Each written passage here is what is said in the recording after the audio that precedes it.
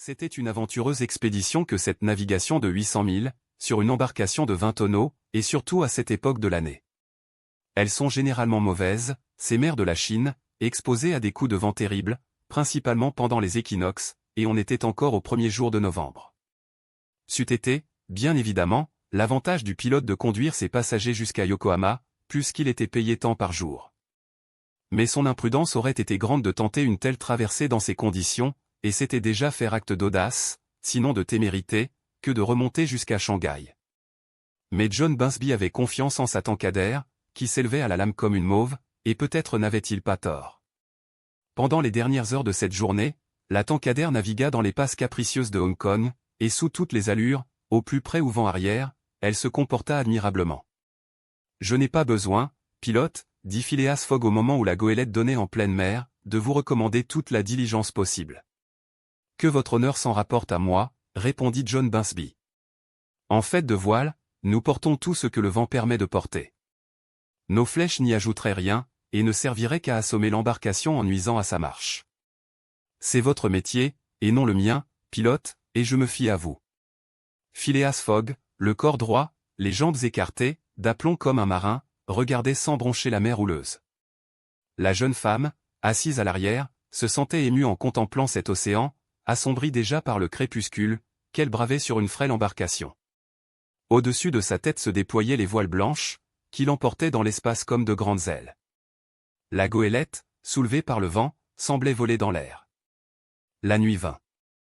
La lune entrait dans son premier quartier, et son insuffisante lumière devait s'éteindre bientôt dans les brumes de l'horizon. Des nuages chassaient de l'est et envahissaient déjà une partie du ciel.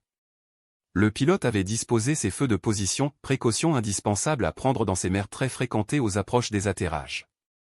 Les rencontres de navires n'y étaient pas rares, et, avec la vitesse dont elle était animée, la goélette se fut brisée au moindre choc. Fix rêvait à l'avant de l'embarcation. Il se tenait à l'écart, sachant Fogg d'un naturel peu causeur. D'ailleurs, il lui répugnait de parler à cet homme, dont il acceptait les services. Il songeait aussi à l'avenir. Cela lui paraissait certain que le sieur Fogg ne s'arrêterait pas à Yokohama, qu'il prendrait immédiatement le paquebot de San Francisco afin d'atteindre l'Amérique, dont la vaste étendue lui assurerait l'impunité avec la sécurité. Le plan de Phileas Fogg lui semblait on ne peut plus simple. Au lieu de s'embarquer en Angleterre pour les États-Unis, comme un coquin vulgaire, ce Fogg avait fait le grand tour et traversé les 3/4 du globe, afin de gagner plus sûrement le continent américain, où il mangerait tranquillement le million de la banque, après avoir dépisté la police.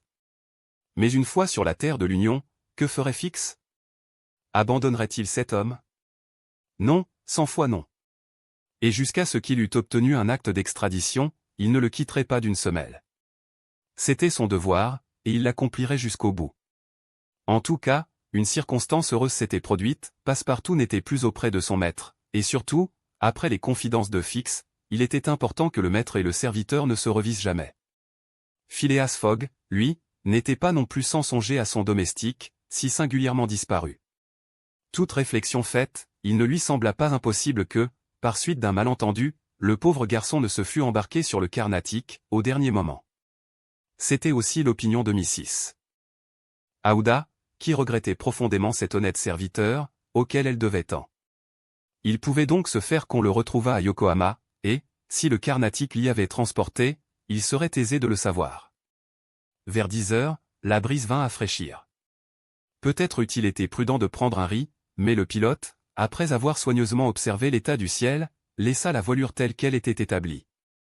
D'ailleurs, la tankadère portait admirablement la toile, ayant un grand tirant d'eau, et tout était paré à amener rapidement, en cas de grain.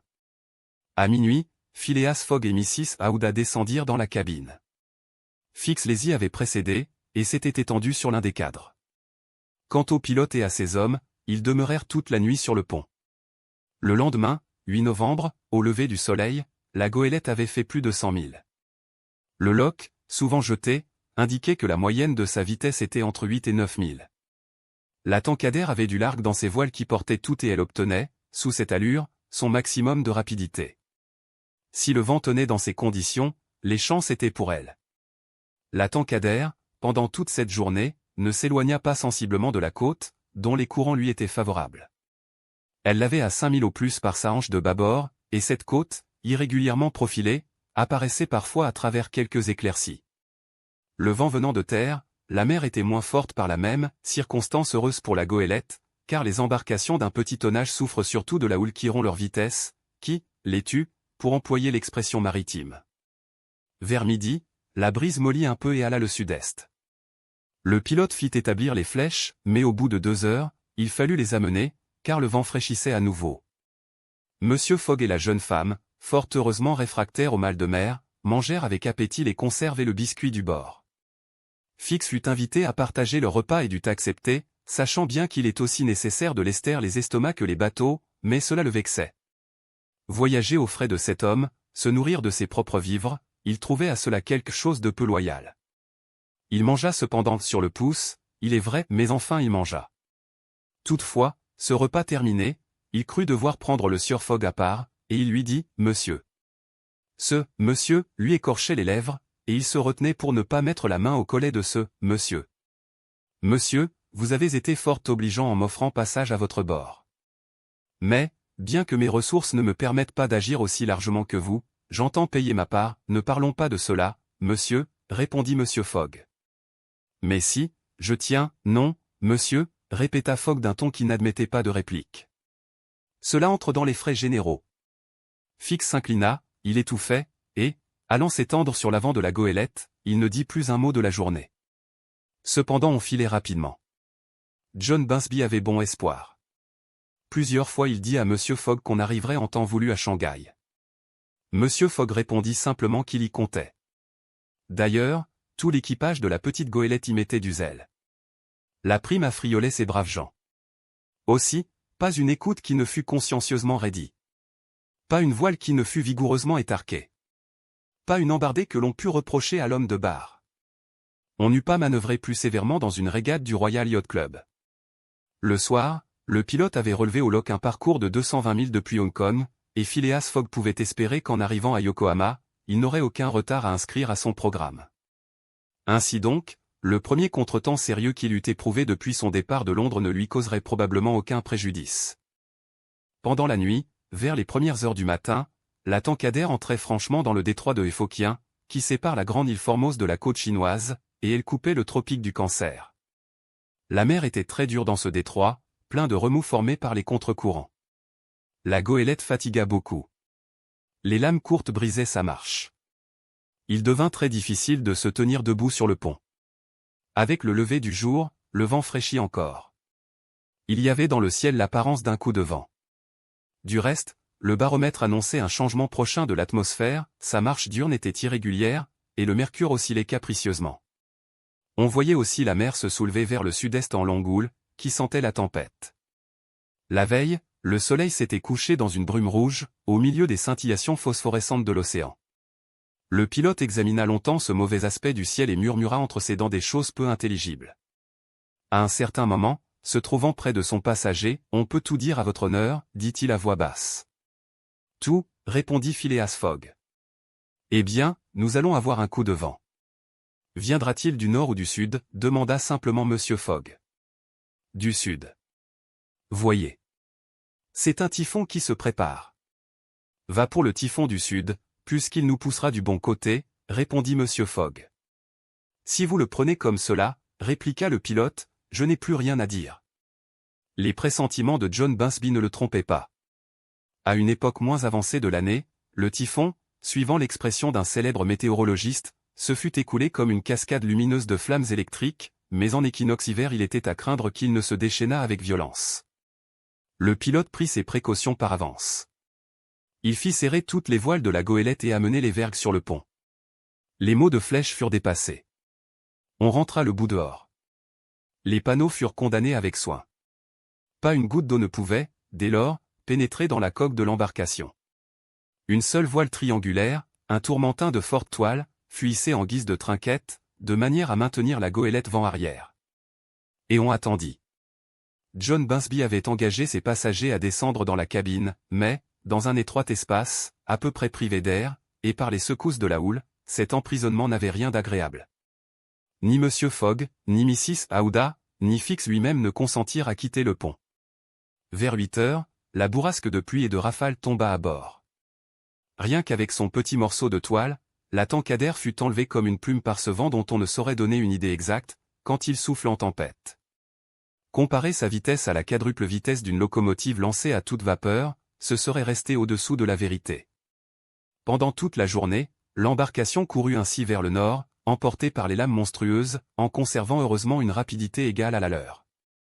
20 fois elle faillit être coiffée par une de ces montagnes d'eau qui se dressaient à l'arrière, mais un adroit coup de barre, donné par le pilote, paraît la catastrophe.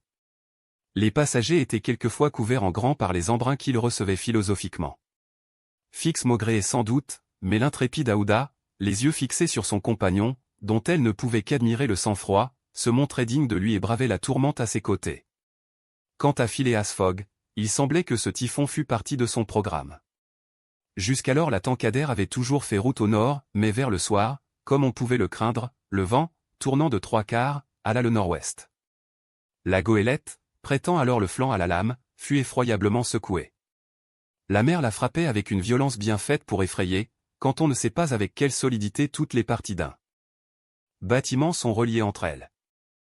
Avec la nuit, la tempête s'accentua encore. En voyant l'obscurité se faire, et avec l'obscurité s'accroître la tourmente, John Bunsby ressentit de vives inquiétudes. Il se demanda s'il ne serait pas temps de relâcher, et il consulta son équipage.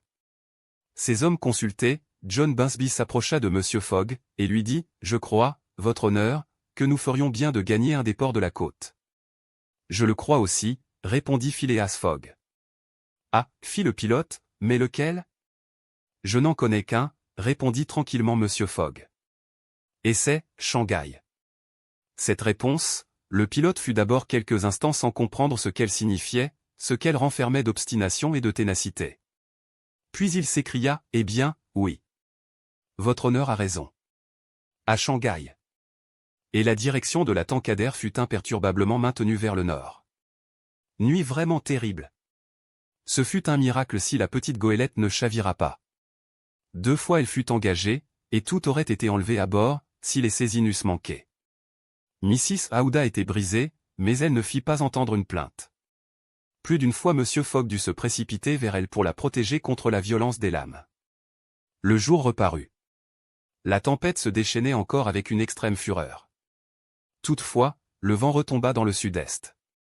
C'était une modification favorable, et la Tankadère fit de nouveau route sur cette mer démontée, dont les lames se heurtaient alors à celle que provoquait la nouvelle ère du vent. De là un choc de contre-houle qui eût écrasé une embarcation moins solidement construite. De temps en temps on apercevait la côte à travers les brumes déchirées, mais pas un navire en vue. La Tankadère était seule à tenir la mer. À midi, il y eut quelques symptômes d'accalmie, qui, avec l'abaissement du soleil sur l'horizon, se prononcèrent plus nettement. Le peu de durée de la tempête tenait à sa violence même. Les passagers, absolument brisés, purent manger un peu et prendre quelque repos. La nuit fut relativement paisible. Le pilote fit rétablir ses voiles au bari. La vitesse de l'embarcation fut considérable. Le lendemain, 11, au lever du jour, reconnaissance faite de la côte, John Bunsby put affirmer qu'on n'était pas à 100 milles de Shanghai. 100 milles, et il ne restait plus que 7 journées pour les faire. C'était le soir même que M. Fogg devait arriver à Shanghai, s'il ne voulait pas manquer le départ du paquebot de Yokohama. Sans cette tempête, pendant laquelle il perdit plusieurs heures, il n'eût pas été en ce moment à 30 milles du port.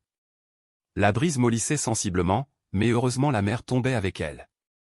La goélette se couvrit de toile. Flèches, voiles d'étais, contre-focs, tout portait, et la mer écumait sous l'étrave. À midi, la Tankadère n'était pas à plus de 45 milles de Shanghai. Il lui restait 6 heures encore pour gagner ce port avant le départ du paquebot de Yokohama. Les craintes furent vives à bord.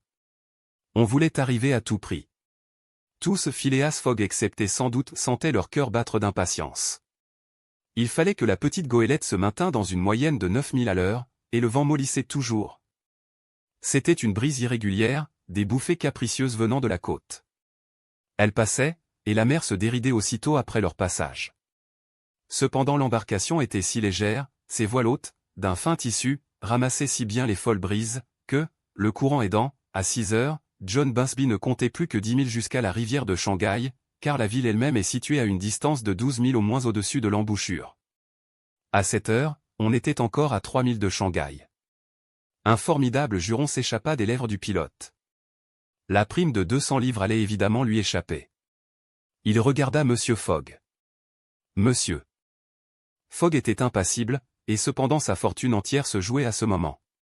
À ce moment aussi, un long fuseau noir, couronné d'un panache de fumée, apparut au ras de l'eau. C'était le paquebot américain, qui sortait à l'heure réglementaire. « Malédiction !» s'écria John Bunsby, qui repoussa la barre d'un bras désespéré. « Des signaux » dit simplement Phileas Fogg. Un petit canon de bronze s'allongeait à l'avant de la tankadère. Il servait à faire des signaux par les temps de brume. Le canon fut chargé jusqu'à la gueule, mais au moment où le pilote allait appliquer un charbon ardent sur la lumière, le pavillon en berne, dit Monsieur Fogg. Le pavillon fut amené à mi-mât. C'était un signal de détresse, et l'on pouvait espérer que le paquebot américain, l'apercevant, modifierait un instant sa route pour rallier l'embarcation. Feu, dit Monsieur Fogg. Et la détonation du petit canon de bronze éclata dans l'air.